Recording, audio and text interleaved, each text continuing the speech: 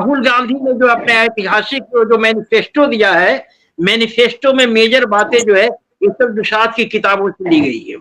मसलन जो कह रहे हैं यानी दुसाध जी आप समग्रता में देश को नहीं चाहते हैं, जातियों में बटा हुआ देश आप चाहते हैं, यही कहना चाह रहे हैं। क्या है कि पूरी मिशन के दौरान, पूरी कैंपेन में राहुल गांधी, अखिलेश ने यही बातें कही है। नमस्कार मित्रों, मैं Sunil Jaiswal, editor in chief खबरों की जद में आप सभी का स्वागत, हार्दिक अभिनंदन। आइए मित्रों, आज के इस एपिसोड में हम बहुत ही व्यापक चर्चा का विषय लेकर के आए हैं।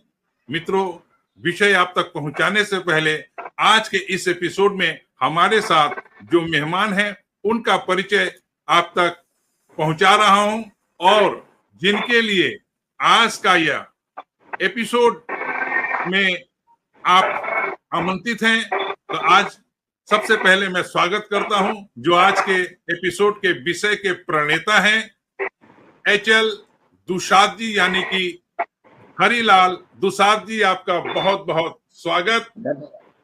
और मित्रों, बताते चलूं, एचएल दुसाध, हरिलाल दुसाध को डाइवर्सिटी मैन ऑफ इंडिया का खिताब मिला हुआ है, और इन्होंने अब तक 75 से भी अधिक पुस्तकें सोशल इंजीनियरिंग पे लिखी है। और दुसाध जी, आपका परिचय कराता हूं। ठीक हमारे दाहिने तरफ मध्य में है लोकेश कावड़िया जी। लोकेश कावड़िया जी, आपका बहुत बहुत स्वागत। और मित्रों, कावड़िया जी महावीर इंटर कॉन्टिनेंटल ऑर्गेनाइजेशन के अंतर्राष्ट्रीय सचिव हैं, समाज सेवी हैं, और बताते चलूं कि यह भारतीय जनता पार्टी के बहुत ही कद्दावर नेता और कार्यकर्ता हैं। और हमारे साथ हैं झारखंड की राजधानी रांची से चंदन मिश्रा जी। मिश्रा जी, आपका बहुत बहुत स्वागत। नमस्कार।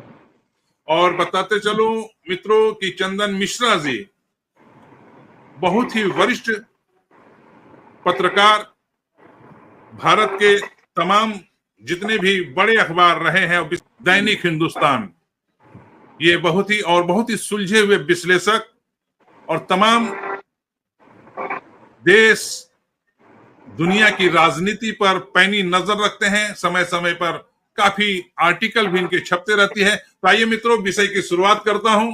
आज का सब्जेक्ट है बहुजन डाइवर्सिटी मिशन, यानी कि बीडीएम में कहां है यूनिटी ऑफ इंडिया।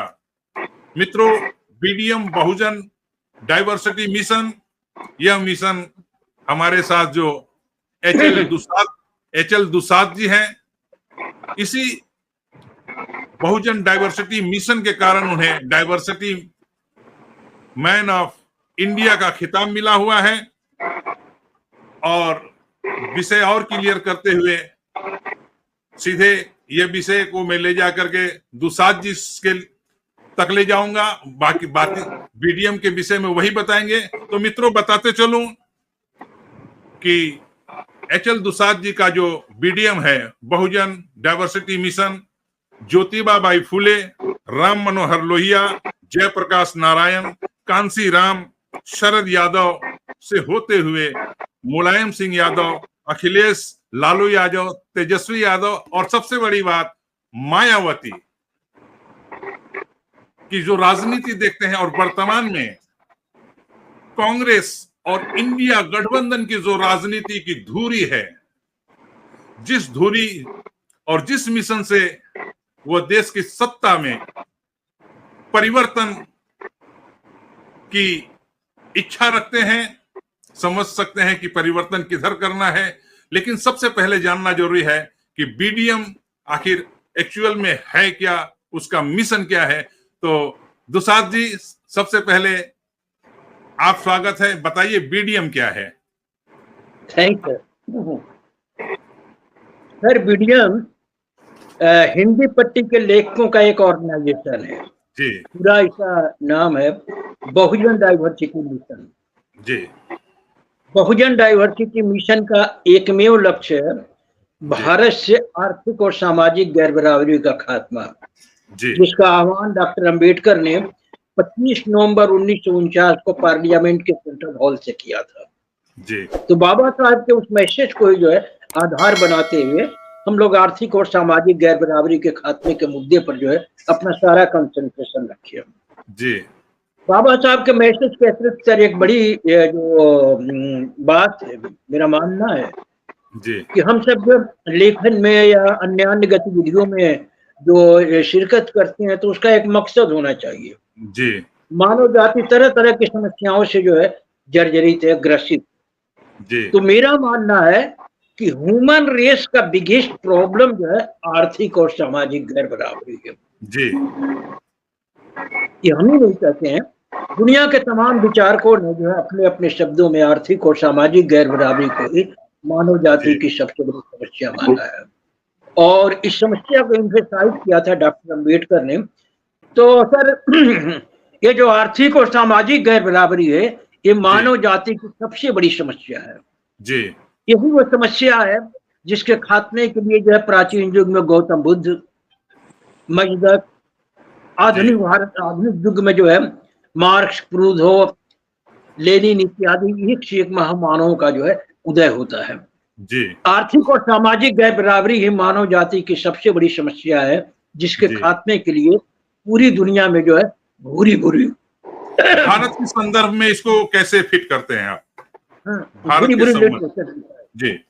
तो हमने जो है अब तमाम लोगों से मेरा यही कहना है कि आप जिस फील्ड में हैं तो आपको चयन करना है कि आप किस समस्या के लिए जो है अपनी ऊर्जा को जो है इन्वेस्ट करना चाहते हैं। लेखन कर रहे हैं, एक्टिविज्म कर रहे हैं, तो आपको आइडेंटिफाई करना है कि आपकी नजरों में मानव जाति की चाहे भारत की सबसे बड़ी समस्या क्या है। जी। तो हमने जो अपना संगठन बनाया जिसके साथ जो है हिंदी पट्टी के 50 से अधिक लेखक जुड़े हुए हैं, तो हम लोगों ने मिलजुल के तय किया कि आर्थिक और सामाजिक गैर बराबरी मानव जाति की सबसे बड़ी समस्या है। जी। ये जो हमने आइडेंटिफाई किया सर कि आर्थिक और सामाजिक गैर बराबरी सबसे बड़ी समस्या है, इसमें कोई बहुत नयापन नहीं है। जी, ये बातें दुसाद जी बातें समझ में आ गई आपकी, लेकिन मैं आपके कई सारे पुस्तक में ये पुस्तक में कोलकाता जब आप गए थे मैं वहीं से लिया था, है ना, जो आपकी मूल पुस्तक डाइवर्सिटी ऑफ इंडिया और भी कई सारी पुस्तकें में इसमें पढ़ने के बाद ये हमारे जो मित्र हैं उन तक भी बातें पहुंच जाएंगी।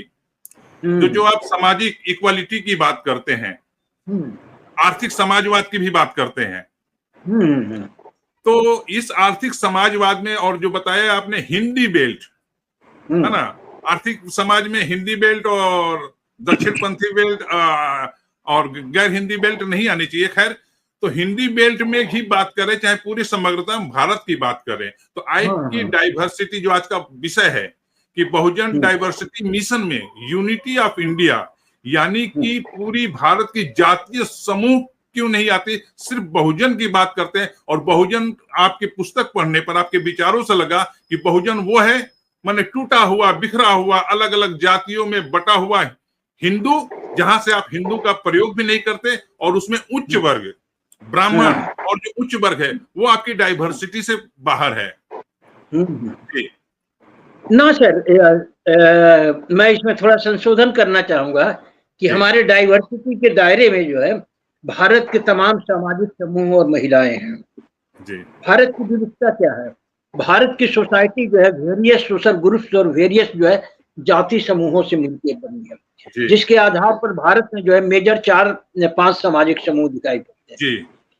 एससी, एसटी, ओबीसी, माइनॉरिटी और जनरल अर्थात सवर्ण समुदाय, ये भारत की सब सामाजिक विविधता है। तो अपनी लड़ाई क्या है सर कि हमने जो आइडेंटिफाई किया कि मानव जाति की सबसे बड़ी जो समस्या है आर्थिक और सामाजिक गैर बराबरी है, तो इसमें कोई नयापन नहीं है। दुनिया के तमाम लोगों ने जो है ये चिन्हित किया है। समझ फर्क यहाँ पड़ता है सर हमारे चिंतन में बहुजन डाइवर्सिटी मिशन में कि गौतम बुद्ध ने कहा है कि कोई भी प्रॉब्लम है, कोई भी समस्या है तो उसका कारण है, कारण को आप आइडेंटिफाई कर दें तो निवारण उसका निकल जाएगा। तो मेरे चिंतन में सर डाइवर्सिटी के प्रति आपकी क्यूरियोसिटी है, यदि इस विचार के प्रति सम्मान है, तो आपको जो बताना चाहूंगा कि हमने जो है इसके कारणों की तफ्तीश किया। ओरिजिन को तफ्तीश किया, और ओरिजिन की जब तफ्तीश किया सर, तो हमने माना कि आर्थिक और सामाजिक गैर बराबरी की उत्पत्ति जो है शक्ति के स्रोतों का लोगों के विभिन्न तबकों और उनकी महिलाओं के मध्य असमान बंटवारे से होती है। वो शक्ति का स्रोत कहाँ पर है? जरा सा हम प्रश्न लेंगे, हम आपसे करेंगे। जिस शक्ति की स्रोत की बात करते हैं, जाहिर सी बात है कि जो बहुजन, जो जिसको आप बहुजन मानते हैं, उससे ऊपर की जो जातियां हैं, शक्ति की स्रोत आप वहीं कह रहे हैं। तो मैं बताते चलूं मित्रों कि डाइवर्सिटी, ये जो पुस्तक है, इसमें ये आपका एक लोकतंत्र की सलामती के लिए एक इसमें आपका पाठ है, जिसमें आपने शुरुआत ही किया है, जाति का मीठा जहर, प्रभु वर्ग के समक्ष चुनौती। और सर मैं बताते चलूं, आपके इसी पुस्तक में एक जगह उल्लेख है, हिंदुओं की स्थिति आयरिश कुत्ते जैसी। तो इस तरह के विचार हैं। अब मैं आपकी बातों सुन चुके हैं, मैं सबसे पहले मिश्रा जी को आमंत्रित करता हूं, कुछ प्रश्न आपसे हो तो मिश्रा जी आप बिल्कुल, आपका धन्यवाद। 2 मिनट मैं लूंगा।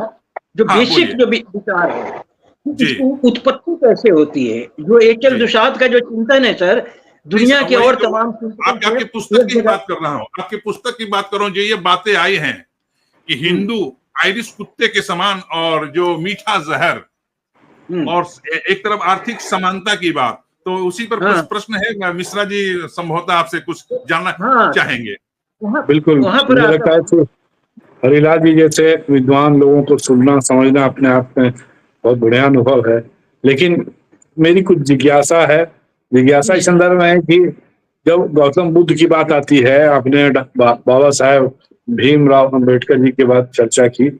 आज भारत के आजाद हुए 75 वर्ष हो गए। हम इन 75 वर्षों की बात करें, मुझे लगता है कि आज जो सामाजिक और आर्थिक समानता की बात आ रही है, हम जिन राजनीतिक दलों के बारे में चिंतन करते हैं, चाहे उनको समाज में जिम्मेदारी मिली है कि समाज में आप इक्वलिटी लाइए, तो ऐसा नहीं लगता है दुसाद जी की ये जो आपकी चिंतन धारा है, आप बेशक बहुत अच्छी बात सोचते हैं, आपके पूरे जो हिंदी पट्टी के जो विचार हैं वो बिल्कुल वाजिब हो सकते हैं। लेकिन आज जब हम बात करते हैं सामाजिक के साथ आर्थिक समानता की, तो जो राजनीतिक धारा के ऐसे लोग, ऐसे शख्सियत जो या तो उत्तर प्रदेश से आते हों, बिहार से आते हों, हिंदी पट्टी के ऐसे लोग जिन जो हैं तो बिल्कुल सामाजिक धारा के परोधा है। आज लालू प्रसाद यादव हों, मुलायम सिंह यादव हों, उनके पुत्र अखिलेश यादव हों, मायावती जी हों, ऐसे सारे लोग हैं जिन लोगों ने समाज को एक दिशा दी कि भाई आप, हम जाति विशेष को लेकर, पिछड़े दलितों को लेकर उनको आत्मसम्मान दिया जीने के लिए। लेकिन आज वही लोग ऐसे हैं जो आर्थिक रूप से इतने संपन्न हैं कि उनकी सम्मतता के आगे लाखों की संख्या में जो उस समुदाय के लोग हैं वो आज अपनी विपन्नता पर रोना रो रहे हैं। आज लालू जी भले गरीब के बेटा हैं, लेकिन आज वो गरीब नहीं है, उनके बेटे अरबों रुपये की संपत्ति लेके बैठे पड़े। उसके बाद आप मुलायम सिंह जी की आ जाइए, पूरे डायनेस्टी की, तो उनकी जो लेगेसी है वो पूरे खानदान की है। आज करोड़ों अरबों रुपये के स्वामी हैं। मायावती जी की भी कथा यही है। काशीराम जी ने जो एक कहते हैं ना विचार प्रतिपादित किया, उस विचार को आगे बढ़ाने के लिए उन्होंने सामाजिक तौर पर तो अच्छा काम किया, लेकिन आज वो कहाँ है, बिना पैसे के वो टिकट नहीं देती है। तो हम कह रहे हैं कि ये कैसी संपन्नता, सामाजिक और आर्थिक रूप में कैसे ये विषमता, कब तक ये विषमता के सामने समाज कैसे एक साथ हो पाएगा। और हम ये आपका चिंतन धारा में वो लोग जो संपन्न वर्ग के कहलाते हैं, आज ब्राह्मण हैं, सवर्ण जितने भी हैं, उनकी स्थिति आज ये है कि वो सच में दिनहीनता उनके सामने है। उनके पास इतने धन नहीं है, इतनी संपत्ति नहीं है, लेकिन आप समाज के मुख्यधारा में उनको नहीं लाते हो, उनको पूरे समाज में किनारे कर दिया जाता है। तो ऐसे इसका समाज का विकास कैसे होगा, ये मेरे मिश्रा जी आपके चिंता पर पहला प्रश्न मैं ले रहा हूँ दुसाद जी से, उसके बाद मैं फिर आमंत्रित करूंगा कावड़िया जी को। दुसाद जी, जैसा कि चिंता चंदन मिश्रा जी ने कहा कि जिस राजनीति की बात बहुजन समाज, आपका जो बहुजन डाइवर्सिटी वाले, तो और जिस दलित की बात करते हैं, जिस SC ST की बात करते हैं, वो सब उनको लोग, उनके समाज के लोग अब राजनीति पे पाते हैं, और राजनीतिक तौर पर संपन्न होने के बाद कुर्सी पद, मुख्यमंत्री पद जब पा जाते हैं, तो आप देख लीजिए, जैसे कि उन्होंने कहा मुलायम सिंह यादव का पुराना दौर जब साइकिल में चला करते थे, देखिए, और आज अखिलेश का जो करोड़ों की संपत्ति, और फिर यादव आसपास नहीं आ जाता, उनका पूरा कुनबा 37 परिवार के 37 लोग पूरे नीचे से लेकर ऊपर तक बैठे हुए हैं। आते हैं आपके बिहार में लालू प्रसाद यादव का शुरुआती जिंदगी देख लीजिए, गांधी मैदान वाली, जब वो अपने क्वार्टर में रहते थे, वो भी उनका अपना क्वार्टर नहीं था, अपने रिश्तेदार के क्वार्टर में हुआ करते थे। अब आते हैं मायावती जी की शुरुआती दौर देख लीजिए। तो ये तमाम, तो कहने का मतलब है, आपका बहुजन समाज की जो बात करते हैं, जब वो संपन्न होते हैं तो अपने कुल, अपने जाति के लोगों को ही भूल जाते हैं। ऐसा क्यों है दुसाद जी? सर, एक तो आपको बताऊं कि आज के जमाने में जो है ना, राजनीति मिशन से प्रोफेशन में तब्दील हो चुकी है जी। मिशन से राजनीति जैसा जो है पवित्र पेशा कोई हो ही नहीं सकता है जी। लेकिन दुर्भाग्य यह है कि भारतीय राजनीति में अधिकांश लोग जो है मिशन से जो राजनीति को प्रोफेशन बना चुके हैं। अधिकांश लोगों के लिए कमाई का जरिया हो चुका है। तो आपने जिन ये बहुजन समाज से आए नेताओं का जो नाम गिनाया, निश्चय ही जो है इनकी स्थिति में जो है माने गुणात्मक रूप से वृद्धि हुई है। लेकिन यही नहीं है, अब तमाम नेताओं को देखिए जो है मैंने लाखों करोड़ों खर्च करके जो चुनाव में जाते हैं, तो जो है वो असल जो समस्या जो है आर्थिक और सामाजिक विषमता के खात्मे में कोई ये प्रयास न करके विशेष करके ये व्यक्तिगत उन्नति करते हैं।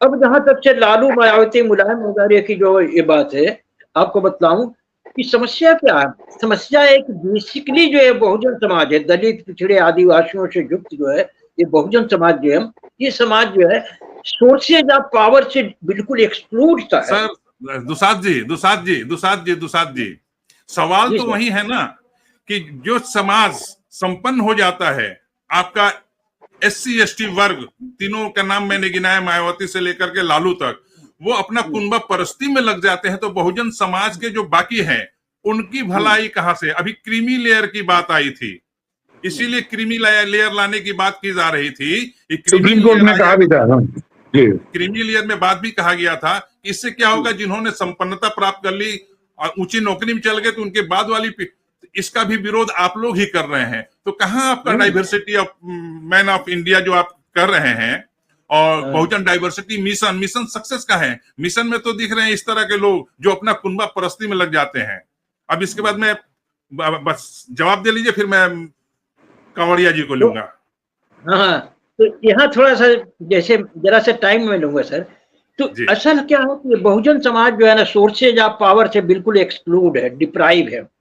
अब थोड़ा सा सुन लीजिए, सोर्सेज ऑफ पावर जिस पर आप दोषारोपण करते हैं, अगड़ी बड़ी जातियों ने इन्हें शोषित, दबाया, कुचला, बढ़ने नहीं दिया, जबकि आज के तारीख में पिछले 30 साल 35 साल की राजनीति की बात करें, जब से मायावती, मुलायम और लालू यादव जी आए, लोहिया जी पीछे छूट गए, जयप्रकाश नारायण पीछे छूट गए, कांसीराम पीछे छूट गए, और इनकी कुनबा परस्ती। सर, आप जो पुस्तक लिखते हैं, इन राजनीतिज्ञों के लिए नहीं लिखते हैं, ये है सवाल।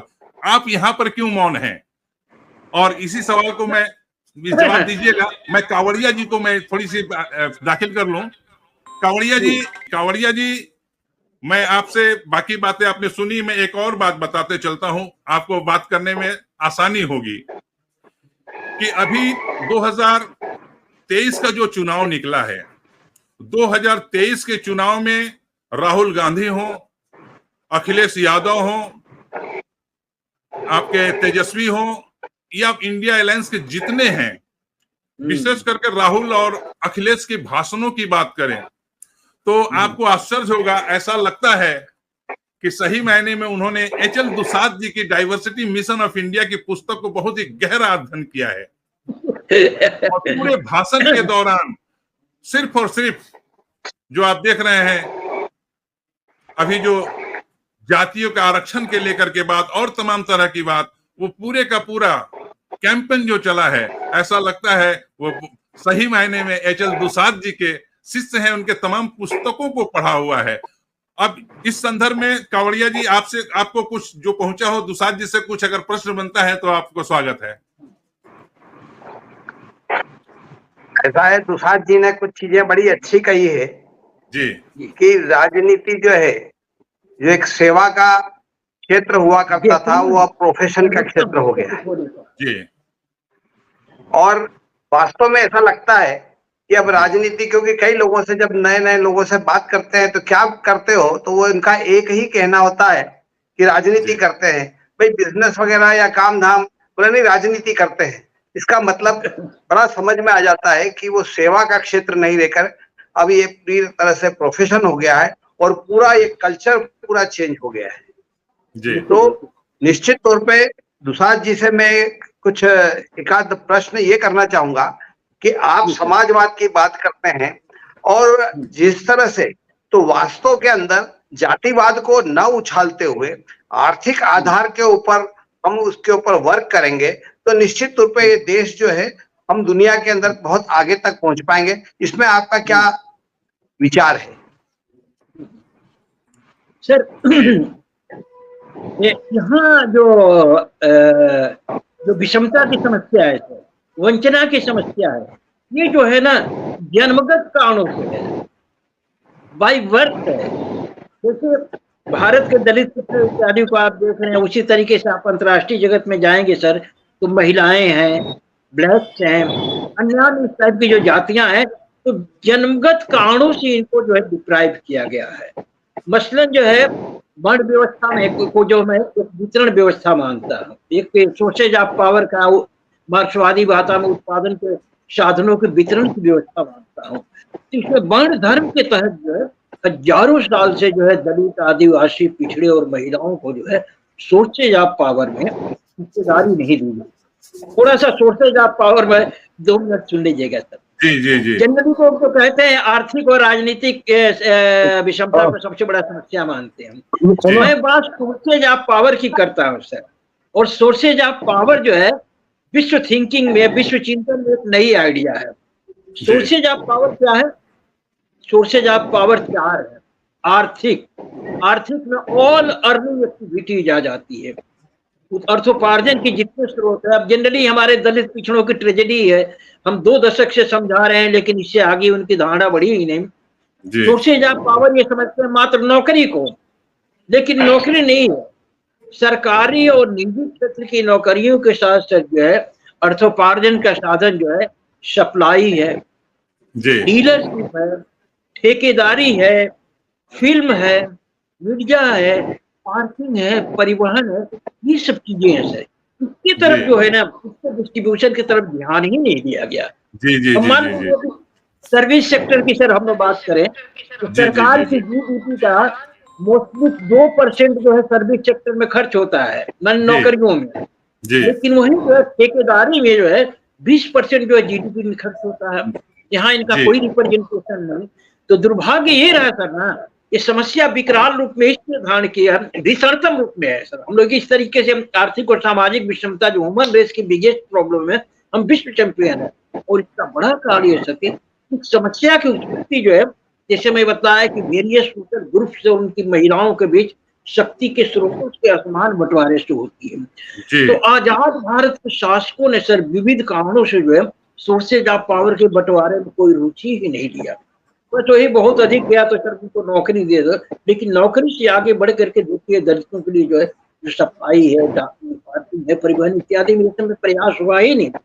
बहुजन नेताओं के साथ भी है सर कि जनरली जो हमारे बहुजन नेतृत्व है, जो कहने में संकोच नहीं कि इनके पास जो है आर्थिक सोच नहीं है, इकोनॉमिक विजन नहीं।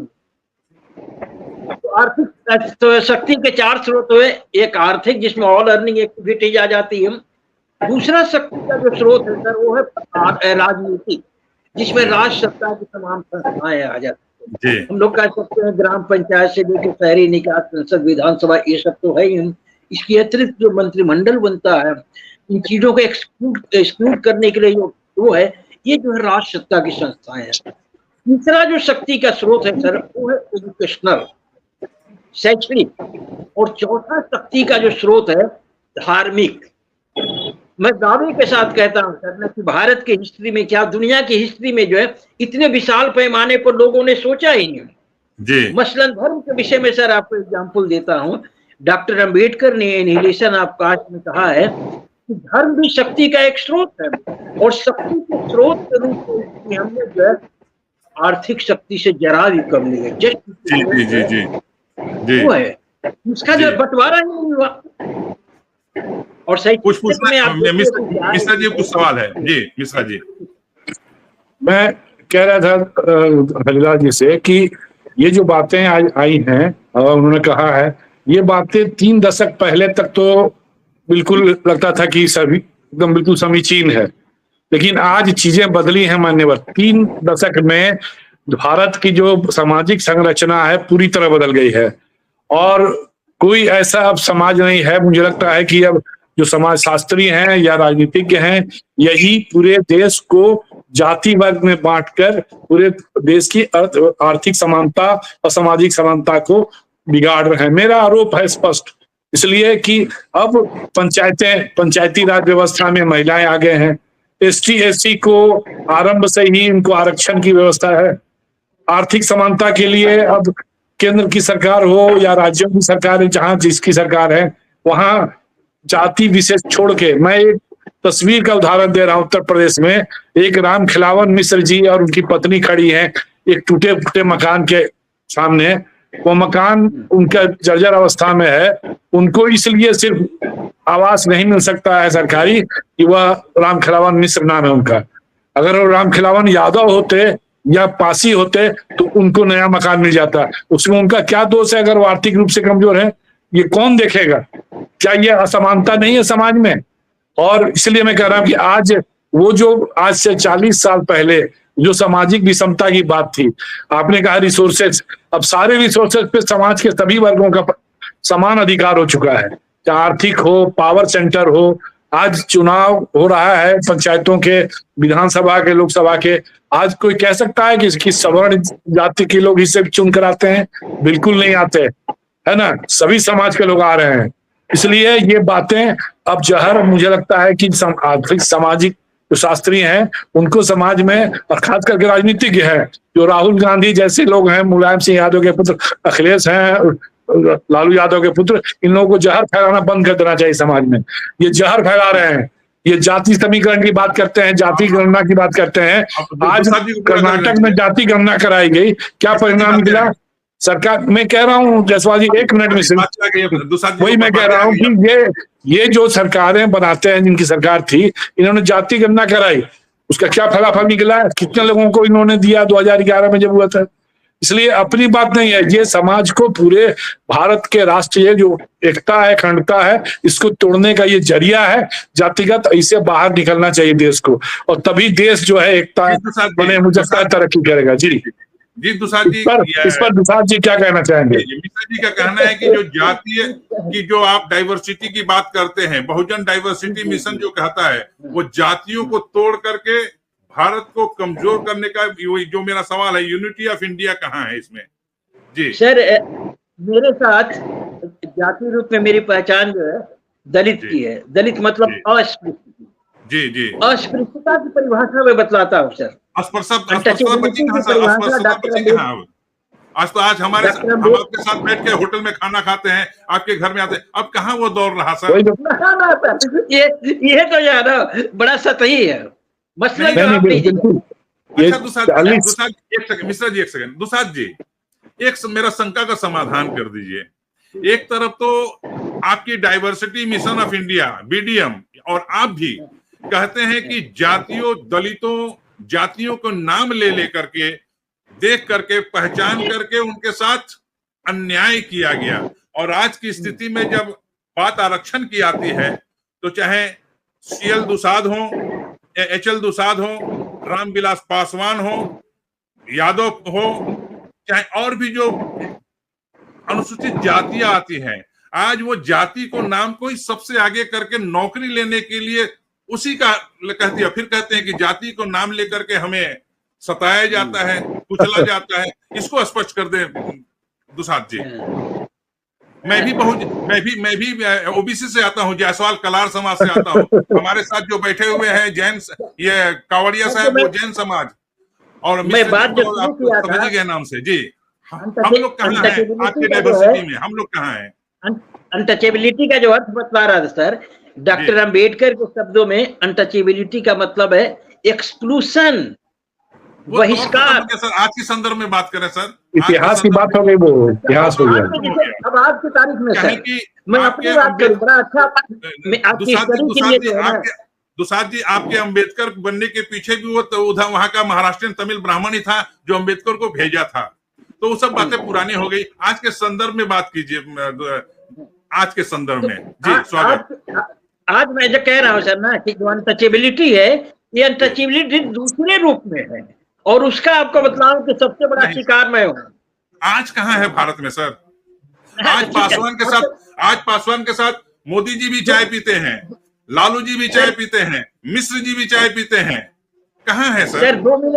2 मिनट जो है मेरा एग्जाम्पल सुन लीजिए कि यदि आप ये है जाति एक्सक्लूशन का जो है एग्जाम्पल देखना चाहते हैं, तो हमारा जो है सवर्णों के साथ बहुत बढ़िया संपर्क है। हम लोग जो है साथ में खाते पीते हैं, ये ए टू जेड सब कुछ है, लेकिन वो है कि आपके साथ खाएंगे पिएंगे, लेकिन जो अवसरों में जो है वो यार आपको नहीं देंगे। अब मेरी बात सुनिए सर, बड़ा एग्जाम्पल अच्छा रहेगा आपको। मैंने सर जो है दावे के साथ कहता हूं कि मैंने वर्ल्ड हिस्ट्री में सोशल ट्रांसफॉर्मेशन पर राइटिंग का सारा रिकॉर्ड ही तोड़ दिया है जी। दावा है कि विश्व इतिहास में मुझसे ज्यादा सोशल ट्रांसफॉर्मेशन पर किसी ने लिखा नहीं जी। मैं जो है मेरी किताबों का सेट 60,000 रुपए का है जी। एक और चीज दावे के साथ कहता हूं सर कि आपके इस देश में कोई ऐसा पत्रकार नहीं है कि जिस मुद्दे पर ये चंद दुसाद का कलम चला दे उसको सरपास कोई कर जाए, कोई है ही नहीं सर। तो राइटिंग की दुनिया में मैंने राइटिंग की सारी हदें तोड़ दी, लेकिन आपके बहुत से दर्शक जो है ना हंसते होंगे कि ये कौन दुसाद है, नाम नहीं जानते हैं। नो डाउट आपने 75 पुस्तकें लिखी हैं। दुसाद जी, आप अम्बेडकर के न्याय दर्शन की भी बात करते हैं। आप स्वर्ण विभागवार आरक्षण की भी बात करते हैं। आपकी डाइवर्सिटी दलित सशक्तिकरण का सर्वोत्तम औजार, ये आपने लिखा है। और इसी पुस्तक की बात कर रहा हूं कि इसमें आपने लिखा है, माने आपके पुस्तक में है कि हिंदुओं की स्थिति आयरिश कुत्ते जैसी, अमेरिकी बनाम हिंदू प्रभु वर्ग। ये हिंदू प्रभु वर्ग आप किसे कहते हैं, और आपकी फिर वो आपकी डाइवर्सिटी ऑफ इंडिया में कहाँ फिट बैठ रहा है, वो ये सवाल था। हिंदू प्रभु वर्ग सर कौन है सर? अच्छा हाँ, थोड़ा अपने बच्चे में जब शुरू किया तो जरा बता दूं तो जो मेरा जो इंटेलेक्चुअल वर्ल्ड में जो कंट्रीब्यूशन है, मैंने सबसे अधिक किताबें दी है, सबसे अधिक इंटेलेक्चुअल प्रोडक्ट दिया है। दूसरी बात बताऊं सर, इस देश में ऐसा कोई पत्रकार नहीं है कि जितने मुद्दों पर दुसाद जो है टिप्पणी कर दे उसके आधा भी कोई लिख सके। मैं लिखूंगा जमीन पर सर, जमीन पर पुस्तकें पढ़ करके मुकाबला कर पाएंगे जी जी। तो अब यहाँ देखे सर दुसाद जो कितना एक्सक्लूड है, मैं चैनलों पर बोलता हूँ, चैनलों पर मेरा जो एक्सप्रेशन होता है अद्वितीय है सर। बहुत कम लोग हैं जो मेरा एक्सप्रेशन मेरे अंदाज का मुकाबला करते हैं। दुसाद जी अभी चैनलों को नहीं देता है। नहीं, अभी जो मैं सबसे अधिक लेखन करता हूँ हिंदुस्तान में छपता हूँ। दैनिक जागरण में मिश्रा जी, दैनिक जागरण में आप इसको दुसाद को नहीं देखे होंगे सर। मैं ये पूरी आपकी श्रृंखला है सर, आपके मैं पूरी पुस्तकों की श्रृंखला है मेरे पास, कहीं कुछ नहीं, मैंने तमाम का अध्ययन किया है। लेकिन मैं आपकी बहुजन डाइवर्सिटी मिशन में ढूंढ रहा हूं कि एक यूनिटी में वाला भारत कहाँ है। आपने तो पूरी की पूरी पुस्तक में, आपकी ही सिर्फ बात नहीं कर रहा हूं, आज जो राहुल गांधी हैं, आज जो आप मुलायम से लेकर तमाम बातें हैं, उनकी जो राजनीति है सिर्फ और सिर्फ हिंदुओं को बांटने की, मुस्लिम जनजाति पर आप भी बिल्कुल खामोश हैं। और आपकी बात आए उससे पहले मैं कावड़िया जी कुछ पूछना चाह रहे हैं, कावड़िया जी को मैं लेकर के आ रहा हूं। कावड़िया जी जी। मैं चंदन मिश्र जी की बात से पूरी तरह सहमत हूं कि राहुल गांधी और अखिलेश, इन्होंने जातिवाद का जहर बो करके पूरे देश में आज भी जो है जो हरकतें कर रहे हैं वो देश को तोड़ने का ही काम है, वो जोड़ने का काम कहीं भी नहीं है। और दुसाद जी उनको सपोर्ट करते हैं। मेरा इस पे एक विशेष रूप से ये बात कहने की है। दुसाद जी अपनी बात को कह करके लिख करके बता देते हैं कि भाई आप चैनल में आते हैं, आपका कोई सामना नहीं कर पाता, लेकिन ऐसा मतलब नहीं है। आदमी समझता है, कोई बहस नहीं करना चाहता, लेकिन वास्तव में स्थिति आज देश की जो है खराब हो रही है, उसके लिए कौन दोषी है, इसके ऊपर आपको सोचना चाहिए। जी दुसाद जी, दोषी जो है इस देश का रूलिंग क्लास है, जिनके हाथ में सत्ता की बागडोर है। अब वही स्टार्टिंग आ जाती है कि मानव जाति की जो सबसे बड़ी समस्या है आर्थिक और सामाजिक गैर बराबरी, उसके खात्मे की दिशा में प्रयास ही इन्होंने किया है। क्या करना पड़ता है, ये जो ह्यूमन रेस की जो बिगेस्ट प्रॉब्लम है, इसके खात्मे के लिए क्या करना पड़ता है। जैसे शुरू में कहा कि गौतम बुद्ध ने कहा है कि कोई भी समस्या है तो उसका कारण है, कारण को ढूंढ लीजिए तो सोल्यूशन बहुत आसान है। ये जो आर्थिक और सामाजिक गैर बराबरी की जो उत्पत्ति होती है सर, इस सोर्सेज ऑफ पावर के वेरियस सोशल ग्रुप्स एंड उनकी महिलाओं के मध्य असमान बंटवारे से होती है। इस दिशा में प्रयास ही नहीं हुआ सर। अभी बातों के क्रम में सर आपको एक सवाल मेरा भी, ये सवाल जी, एक सवाल है दुसाद जी, आपने कहा पावर, शक्ति संतुलन, जब प्रभु वर्ग बन जाता है, यानी सरकार तो आपको मिला ना सर, मायावती का मिला, मुलायम जी का मिला, लालू जी का मिला, आपको दिल्ली तक में मिला, तो मिला तो सर कांग्रेस इतने सबसे लंबे समय तक कांग्रेस राज की देश में, क्यों नहीं शक्ति संतुलन बराबर करके रखे। अब सर आपको ये है मिश्रा जी, आपको बताऊं कि एक सवाल सर, और एक सवाल और जोड़ दूं, फिर आप जवाब दीजिएगा। आज मुलायम सिंह यादव के खानदान में जितनी संपत्ति है, लालू यादव जी के खानदान में जितनी संपत्ति है, और मायावती जी के, क्या वो अपनी संपत्ति बराबरी वालों को, उसी समुदाय के लोगों के बीच बांट देंगे और बराबरी का लाएंगे हक, अगर आप उनको प्रेरित करेंगे क्या इसके लिए? वो तो नौकरी के बदले जमीन ले लेते हैं सर। सर मिश्रा जी, हम लोग को ख्याल रखना चाहिए ना, जनरल सिद्धांत, कोई भी सिद्धांत होता है ना, उसका एक जनरल रूप होता है, और हर जनरल सिद्धांत का जो है एक्सेप्शन होता है, अपवाद होता है। आपको एग्जाम्पल निग्रो स्लेवरी है जी, वो पुस्तकों में है, प्रैक्टिकल का है सिद्धांत। अमेरिका में जो निग्रो स्लेवरी थी, उसको ह्यूमन कैटल के रूप में इस्तेमाल किया जाता था निग्रोज को। आपको सुन के ताज्जुब लगेगा सर कि उसमें जो निग्रोज थे, जो जानवरों की तरह, ह्यूमन कैटल की तरह जिनके साथ बिहेव हुआ था, उनमें कुछ लोग जो सर वो सूद पर पैसा देते थे, सेठ कहलाते थे, तो एक्सेप्शनली कुछ लोग हो जाते सर। लेकिन आम फिगर क्या है आपका, देखिए मई महीने में जो रिपोर्ट पेश होती है, आपको जो है वर्ल्ड इनइक्वालिटी लैब की रिपोर्ट, वो रिपोर्ट क्या बतलाती है? बतलाती है कि देश की धन संपदा पर जो है सवर्णों का 89% कब्जा है, दलित जो है 2.8% पर सर्वाइव करने के लिए दिवस है, और महिलाओं की पोजीशन क्या है? इतनी विशाल आबादी सर जो है, ऑक्सफाम की रिपोर्ट जो 2023 की, वो बतलाती है कि सिर्फ 3% वेल्थ को महिलाएं ये कर रही है सर। हम लोग जब विषमता की बात करते हैं सर, तो हमें बड़ी शिकायत है। मैं पिछले प्राय 6-7 सालों से बहुत ही जोरदार तरीके से एक बात की तरफ इशारा कर रहा हूं सर, ये दलित इत्यादि की बात जाने दीजिए। भारत में सबसे अधिक वंचित कौन है? सबसे अधिक वंचित आधी आबादी है। वर्ल्ड इकोनॉमिक फोरम की तरफ से सर 2006 से एक रिपोर्ट आती है, उसका रिपोर्ट का नाम क्या है? Global gender gap report.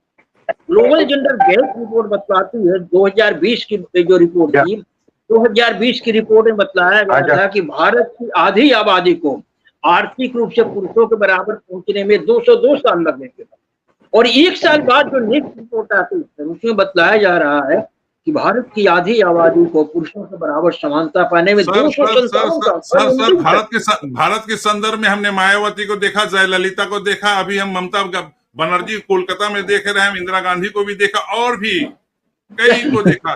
Bharat के संदर्भ में बात कीजिए सर। आज बताइए सर, आज HL दुसाद, राम क्या है पासवान, कहाँ वो निगरों की बात कर रहे हैं सर? भारत में कहाँ वैसा आपके साथ व्यवहार किया गया?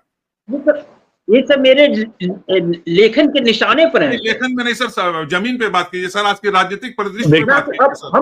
हम लोग तो लेखक है सर, ना तो हम लोग अपने कलम के द्वारा ही जो है इनका जो है पोस्टमार्टम। एक सवाल मैं जोड़ दूं, एक बात भी कह दूं कि भारत में वही लेखक जो पहले हुमायूं, अकबर, बाबर पढ़ाते गए, और पूरा समाज, पूरा हमारा जनरेशन हुमायूं का बाप कौन था, अकबर का बाप कौन था याद है, लेकिन यहाँ पे महाराणा प्रताप के पिता कौन थे और शिवाजी के पिता कौन थे ये नहीं पढ़ाया इतिहासकारों ने। इतिहासकारों ने इस देश को बर्बाद किया है। आज के लेखक जो प्रगतिशील लेखक हैं या इस तरह के जो वैचारिक उत्तेजक पैदा करने वाले लेखक हैं, इन लोगों ने देश को बिगाड़ा है, गलत आंकड़े पेश करना। और आज राहुल गांधी ने क्या किया, यही किया, जाके विदेश में भारत की निंदा कर रहे हैं। वो पहला राजनीतिज्ञ है। आज ऐसे लेखकों को, दुसाद जी जैसे लेखकों की निंदा करनी चाहिए। राहुल गांधी, कोई व्यक्ति देश के बाहर जाता है तो देश की निंदा नहीं करता, लेकिन ये श्रीमान देश के निंदक हैं। और ऐसे लोगों को भारत के लोग, भारत के लेखक, बुद्धिजीवी अगर प्रशंसा करते हैं तो इस देश का दुर्भाग्य है। जो आदमी देशद्रोही की भूमिका में है, ऐसे लोगों के साथ दुसाद जी लोगों को बढ़िया से पेश आना चाहिए। लेकिन दुसाद जी अभी भी मेरे सवालों का जवाब नहीं दिया कि मुलायम के बेटे, मुलायम के खानदान क्या धन को यादव समाज में बांट देंगे, या जो लालू प्रसाद बांट सकेंगे, या मायावती बांटेंगी? समानता ला पाएंगी कि क्यों सिर्फ किताबों में रहेगा? पुस्तकें तो आपने 75 लिख दी। इनको कम से कम बुद्धि दीजिए, इनको चुनौती दीजिए, इनको सलाह दीजिए दुसाद जी कि ये समाज के साथ न्याय करें। सबसे बड़े अन्यायी यही लोग बैठे हुए हैं, और ये लोग उस समाज का ही नहीं पूरे देश का नाश कर रहे हैं। जी मिश्रा जी बताएं जब आपको कि दुसाद जी की पुस्तक को राहुल जी, अखिलेश जी, तेजस्वी जी पढ़ के पूरी कैंपेन चुनाव के दौरान आप देखेंगे, पढ़ेंगे तो वही दिखेगा। सर वो राजनीति मिशन पर की बात हटा दीजिए। हम आप जैसे लोग ऐसे ही राजनीतिज्ञों को प्रश्रय देते हैं, इनकी प्रशंसा करते हैं, इनको हम लोग पोषण करते हैं, तो क्या फायदा हमारे ऐसे लेखन का, क्या फायदा हमारे ऐसे विचारों का? जब देश को तोड़क लोग को हम ज्यादा पृष्ठ पोषण करेंगे तो देश का तो नाश होना ही होना है। सर अभी गर्मा गर्म टॉपिक है, राहुल गांधी जिसका आपने सवाल का जवाब दे दीजिएगा दुसाद जी, एक सवाल का जवाब दे दीजिएगा। और ये मैं कावड़िया जी तक भी बात पहुंचा रहा हूं कि आपकी जब बातें चलती हैं और पुस्तकों की बात आपने की, तो इसी भारत की पृष्ठभूमि में एक तरफ तो हिंदुओं को तोड़कर अलग अलग जातियों में और जाति की राजनीति अब तो फिर से उबाल पे है। लेकिन जब यही एक तरफा बात होती है, जब जय भीम जय मीम की बात कर आता जाता है, उस समय दुसाद जी क्यों खामोश हैं? और आपके जो बौद्ध समाज की बात करते हैं, दुसाद जी मैं बता दूं, लुम्बिनी में गया था और उधर ही उत्तर भारत के ही कुछ मेरे को बौद्धिस्ट मिले, वो सीधे हिंदुओं को गाली देते हैं सीधे। तो वहां तो दुसाद जी क्यों खामोश है? वो बहुजन डाइवर्सिटी मिशन में बाकी पूरा हिंदू समग्रता में क्यों नहीं आ रहा है? यही अंतिम सवाल है। उसके बाद कावड़िया जी के पास। हाँ, एक सर ये प्रक्रिया है, ये एंटोनियो ग्राम्शी नाम का एक विद्वान था, उसने जो एक थ्योरी दिया था कि अगर आप शासकों के डोमिनेंस को तोड़ना चाहते हो तो आपको एक वैकल्पिक सांस्कृतिक जो विकल्प देना पड़ेगा, तो उसके तहत वो करते हैं। और लेकिन मैं इसका समर्थक नहीं हूँ सर। आपको सुन के ताज्जुब लगेगा कि हमारा ये दलित वंचित समाज जो है ब्राह्मणवाद के खात्मे में अपनी ऊर्जा खत्म करता है। और मैं इससे जो है आज ही जाकर के 2008 में एक किताब लिखा था, भूमंडलीकरण के दौर में ब्राह्मणवाद कितनी बड़ी समस्या। जो लोग ब्राह्मणवाद के, आप देख रहे हैं कि बहुजन मूवमेंट की सारी समस्या जो ब्राह्मणवाद के खात्मे में जा रही है, तो ब्राह्मणवाद को जो ये अमूर्त मुद्दा है। आप ब्राह्मणवाद के खात्मे की जो लड़ाई लड़ते हैं, तो लड़ाई का जो मेन मकसद होता है लोगों को ईश्वर से मुक्त करना। ये बिल्कुल गलत है, मैं मानता नहीं कि ऐसा नहीं करना चाहिए। दुसाद जी जिस ब्राह्मणों की बात कर रहे हैं, आप बताइए कि किस ब्राह्मण शासक रहा हो ब्राह्मण, और उसने दलितों वंचितों को कुचला हो, उनकी जीवन आजादी को कुचल दिया हो, या उनकी रोजगार को छीन लिया हो, ऐसा कुछ बता दीजिए। वो मुगलिया दौर को छोड़ करके कोई शासक बताइए, जो ब्राह्मण शासक कोई ऐसा हुआ हो। मैं किसी शासक विशेष की बात नहीं करूंगा सर, लेकिन व्यवस्था देखिए। आपको सर, आप पता नहीं सहमत होंगे कि नहीं, आपको बता दूं सर जो है ना कि 710 से जो है मुस्लिम इन्वेशन होता है, मोहम्मद कासिम से होता है, धीरे धीरे उनका डोमिनेंस हो जाता है। लेकिन जो मुसलमानों का शासन जो है लंबे समय तक 800-900 सालों तक ये कायम होता है सर, उसमें ये खूबी रही कि हिंदू सोसाइटी जो है, दलित इत्यादि मिलाकर जो हिंदू सोसाइटी है, Hindu society was not ruled by Quran. ये समाज जो है दलित पिछड़े इत्यादि समाज जो है ये जो है शासित होते रहे जो है हिंदू जो धर्मशास्त्रों के विधानों के तहत मनु लॉ के तहत जो ये होते रहे। तो अब इसमें क्या है कि जो हजारों साल से जो है ये जो वर्ण धर्म जिसको है सर, मैं वर्ण धर्म को जो है ये मानता हूँ कि अजीब वर्ण धर्म कुछ नहीं है सर। वर्ण धर्म जो है सोर्सेज ऑफ पावर के बंटवारे की व्यवस्था है। वर्ण धर्म में स्वधर्म पालन जो है बड़ा अनिवार्य रहा। लोग नहीं कहते हैं कि हर किसी को अपना अपना धर्म का पालन करना चाहिए, वे विवेकानंद ने कहा। तो स्वधर्म पालन का मतलब क्या है? जो हिंदू धर्म है वो बेसिकली वर्ण धर्म है। हिंदू धर्म है बेसिकली वर्ण धर्म है। नहीं चार वर्ण है। नहीं आप हिंदू धर्म को इसका मतलब आपने हिंदू धर्म कहाँ वर्ण धर्म है सर? क्यों ऐसा बात कर रहे हैं? वो तो सामाजिक व्यवस्था है सर, वर्ण व्यवस्था। अच्छा ठीक है सर, आप जय भीम जय मीम को क्यों समर्थन करते हैं सर? जय भीम जय मीम वाले तो आज गजवाए हिंद चलाना चाह रहे हैं। क्रिश्चियनिटी पूरे आपके SC ST को, पूरी क्रिश्चियनिटी आपकी SC ST को धर्म परिवर्तित करा रही है, वहां क्यों खामोश है सर? मैं जय मीम की जो है जो स्लोगन देते हैं सर, जो स्लोगन देते हैं उनको मैं कभी उल्लेख नहीं करता हूँ। शायद मैं इतना ह्यूज राइटिंग करता हूँ, मुझे लगता है कि सब पर लेकिन ये है मैं दलित मुस्लिम यूनिटी का समर्थक हूँ। दलित ये नहीं कि तमाम जो डिप्राइव सेक्शन उस दलित में हिंदू नहीं है, माने कि आपके जो विचारधारा में हिंदू समग्रता में नहीं है, जातियों में बटा हुआ हिंदू और मीम वाले। वो तो सब सही है, तो मीम वाले चाहते हैं, मीम वाले तो वही चाहते हैं। पूरी क्रिश्चियनिटी तो यही चाहती है। मौका आप देते हैं, कन्वर्टेड आपको आसानी से कर लेते हैं। जी कावड़िया जी, हजारों साल से ऐसे समाज का निर्माण नहीं हुआ। एक निर्माण जो अरस्तु ने किया था अपना रिपब्लिक ग्रंथ में, उन्होंने 3 जो है शासक के हित में 3 समाज जो है बनाने की कोशिश किया था। लेकिन चतुर्वर्ण जैसी व्यवस्था जो है कि पूरे समाज को 4 भागों में बांट दिया जाए, ये व्यवस्था जो है एक यूनिक व्यवस्था सिर्फ हमारे। और इसमें क्या था, इस व्यवस्था को डिवाइन क्रिएट बना करके, ईश्वर शिष्ट बना करके सर जो है इसमें जो है इस व्यवस्था को थोपा गया। और स्वधर्म पालन के नाम पर सर, जैसे मोक्ष है, स्वधर्म पालन है। मोक्ष कैसे मिलता है? स्वधर्म पालन पर। और स्वधर्म पालन क्या है कि हर वर्ण के लिए जो ये है जो ड्यूटी उसकी फिक्स है, धर्म फिक्स है। वर्ण के लिए अलग अलग वर्णों के लिए कहाँ धर्म है सर? कहाँ आप जा रहे हैं? वर्णों के लिए, दलित के लिए अलग धर्म है क्या? ब्राह्मणों के लिए अलग, कायस्थों के लिए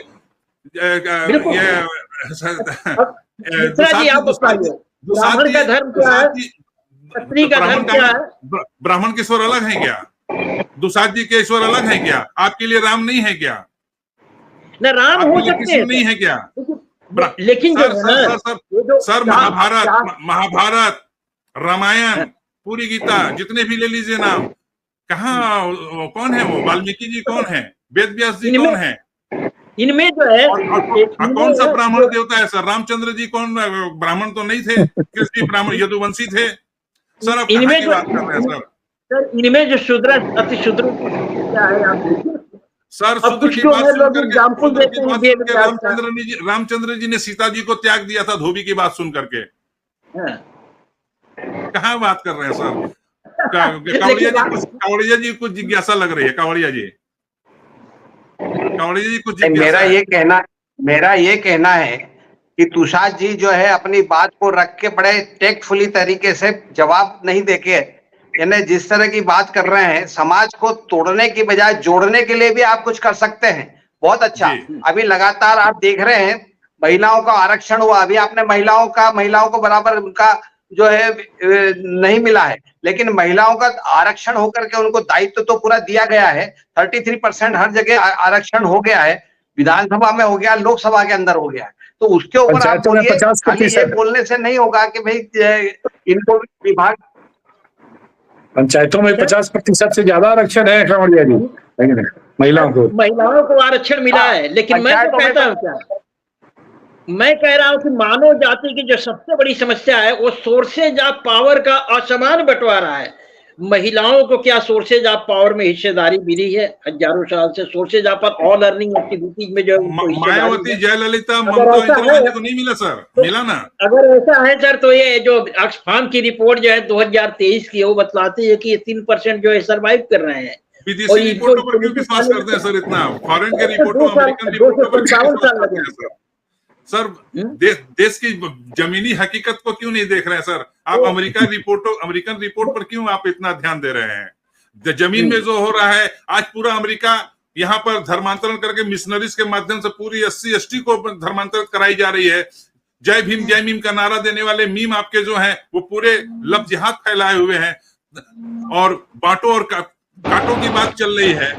राजनीति आज यहाँ पहुंच गई है कि कहना पड़ रहा है आपके मुख्यमंत्री को, उत्तर प्रदेश के मुख्यमंत्री को, कि जो बटेगा वो कटेगा, एक रहेगा, राजनीति यहाँ आ गई है। दुसाद जी दुसाद जी, आर्थिक और सामाजिक मुद्दे पर हम लोगों को ये करना, आर्थिक सामाजिक गैर बराबरी। आप मोबाइल ठीक कर लें।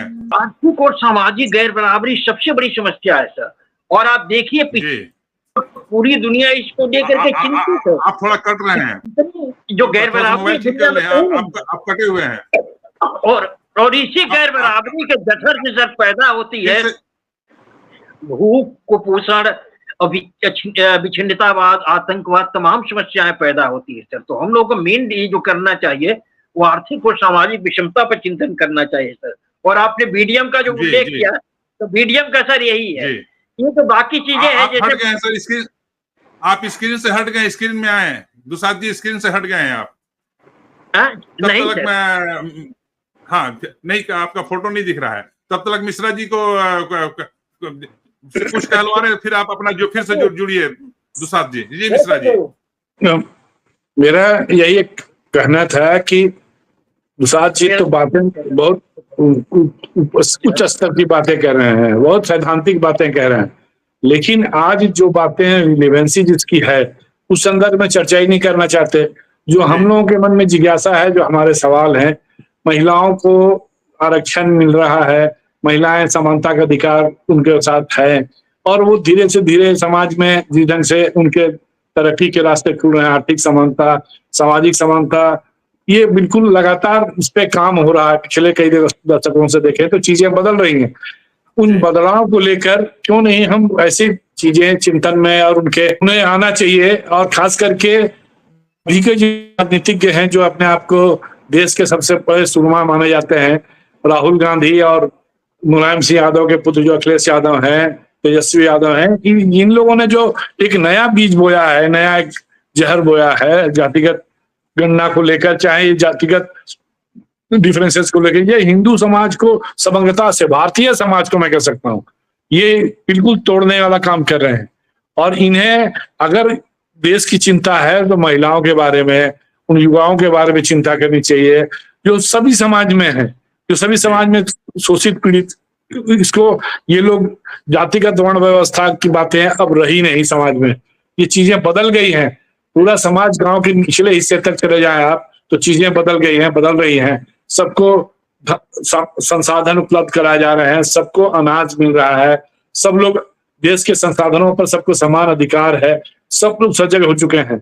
ये पूरे देश में स्वयंसेवी जो महिला सहायता समूह है, ये अपने आप एक क्रांति की बात है। पंचायती राज व्यवस्था ने बहुत बड़ा क्रांति किया है। महिलाएं 50% अपनी बात पूरी कर लीजिए। अंतिम में कावड़िया जी से बुलवा लूं, फिर समाप्त करूंगा। इसलिए मुझे लगता है कि दुसाद जी की जो बातें हैं, ये इनकी उन्होंने 75 किताबें भले लिखी हों, लेकिन मुझे लगता है कि आज के संदर्भ में इनको अपना विचार बदलना होगा, इनको अपना चिंतन की धारा बदलनी होगी। और अगर इस चिंतन की धारा ये लोग नहीं बदलेंगे और आज से 100 साल पहले की बातें लेकर चलेंगे और विदेशी आंकड़ों का आधार बनाएंगे तो देश का भला नहीं होगा। इन लेखकों को, इन चिंतकों को अपनी बातों से बिल्कुल ये अब कन्विंस समाज को नहीं कर सकते कि ये समाज में बिखराव है, कोई अस्पृश्यता की बात है, कोई दुराव है, कोई लुकाव छिपाव है। अब समाज में न किसी मंदिर में किसी को लोग है, कई जगह तो दलित पुजारी हैं, कई जगह आदिवासी पुजारी हैं मंदिरों में, कहाँ बात रह गई वो बातें। इसलिए ये बातें अभी इनकी दक्षिणांशी बातें नहीं चलेंगी। जी कावड़िया जी अंतिम बात रखिए, उसके बाद मैं समाप्त करूंगा। कुछ करेंगे जी, ठीक है। मैं सम्माननीय चंदन मिश्र जी की बात से पूर्णतः सहमत हूं। चारों तरफ हर एक को मौका मिल रहा है, पक्के मकान तक मिलने लग गए हैं, तो निश्चित तौर पे आज स्थिति जो है बहुत इम्प्रूव हो रही है। और दुसाद जी को निश्चित तौर पे अपनी विचारधारा को बदलना चाहिए। आज के परिप्रेक्ष्य में और आने वाले समय के परिप्रेक्ष्य में वो लिखें तो ज्यादा उचित है। 75 किताबों का उन्होंने जो लिखा अब तक तो चल गया, लेकिन आगे आने वाले समय के लिए अच्छा लिखें और कम से कम राहुल गांधी को और अखिलेश यादव को एक शिक्षा देवें कि ये जातिवाद का जहर बोल करके इस देश को टुकड़े करने से रोका जाए। जी बहुत धन्यवाद। और मित्रों,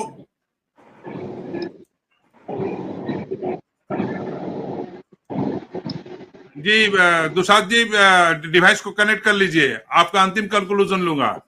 दुसाद जी से जुड़ रहे हैं।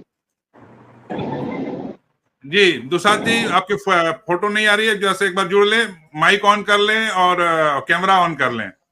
हाँ चल रही है जी।